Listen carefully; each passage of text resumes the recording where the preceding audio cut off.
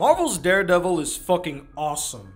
The story of Matt Murdock, a young lawyer who suffered a terrible accident as a child that rendered him completely blind but enhanced his other senses like hearing and his reflexes.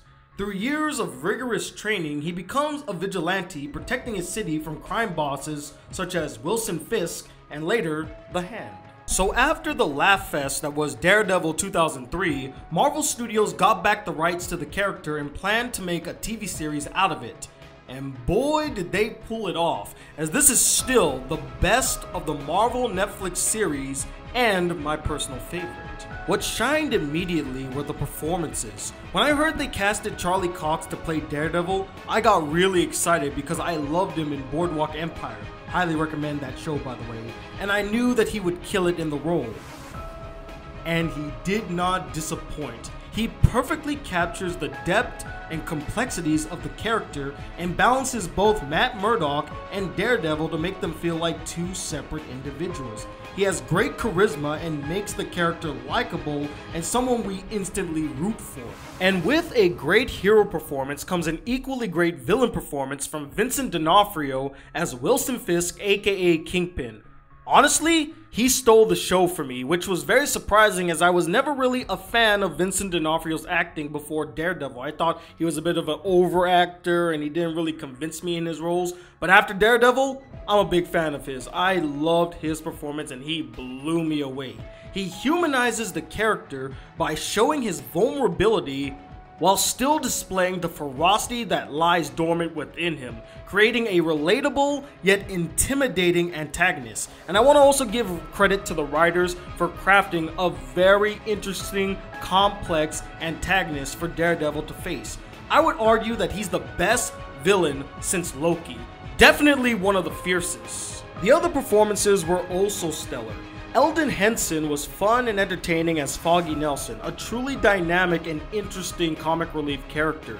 Deborah Ann Wool was great as Karen Page, and I love that she's not just a typical damsel, but a key player in the series.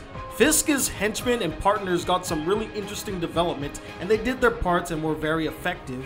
And finally, Rosario Dawson was wonderful as Claire Page, who was Daredevil's first ally as well as his short-lived love interest. The writing was tight and concise and the story was enthralling from beginning to end, detailing the origin of the Devil of Hell's Kitchen, in gruesome detail I might add, while also being a solid and engaging crime drama, almost like a superhero version of The Wire, which is actually what they were trying to aim for, and I could totally see with its very grounded and gritty storytelling. As much as the story takes place in the Marvel Cinematic Universe and follows a main character who's blind and has superhearing abilities, they take this story very seriously and handle it quite realistically, as realistic as a superhero story can be.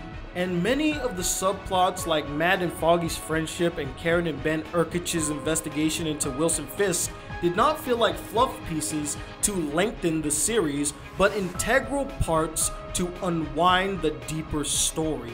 And it should come as no surprise after all I said that I love the characters. All of them, from the main to supporting to hell, even the minor roles like Turk and the priest that Matt Murdock meets whenever he goes to church, had purpose and they were all interesting in their own ways. And last but certainly not least, the action. It's fucking riveting, intense from start to finish. And apparently the action sequences in this series took inspiration from the Raid films. And it truly shows with the fast-paced, close combat, excellent camera work and editing, and the overall brutality of the fights. It was just orgasmic. Undoubtedly the best action in the MCU so far, film and TV series. Now I have virtually no problems with the first season. A tightly told story with amazing acting, strong characters, great visuals, technically sound, and action scenes that are gruesome and boner inducing. The second season still carries many of the things I loved about the first, with the additions of a badass anti-hero in The Punisher who, like Wilson Fisk before him, stole the show. John Bernthal was excellent casting, and Elektra, played by Elodie Yung, I hope I pronounced her name right, who was really fun and interesting.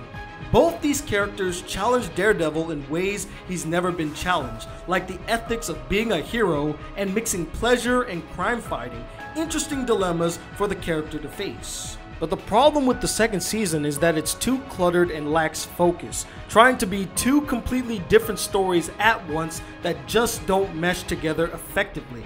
Both are great on their own, but when put together, it's just a mess. There were also some pacing issues and some subplots that could have been removed, like Foggy joining a different firm and his relationship with this blonde chick. I didn't care much for it. But overall though, Daredevil was a great way to kickstart the Marvel Netflix TV series and is just a great show in general. For me, it's definitely an epic masterpiece and I cannot wait to see what's next for the Devil of Hell's Kitchen. Let me know in the comments what you guys thought about Daredevil Season 1 and 2, and stay tuned, I will be reviewing Jessica Jones, followed by Luke Cage, then Iron Fist, all leading up to my review of Marvel's The Defenders. I hope you guys enjoyed this video, and I will see you guys real soon. Peace, YouTube!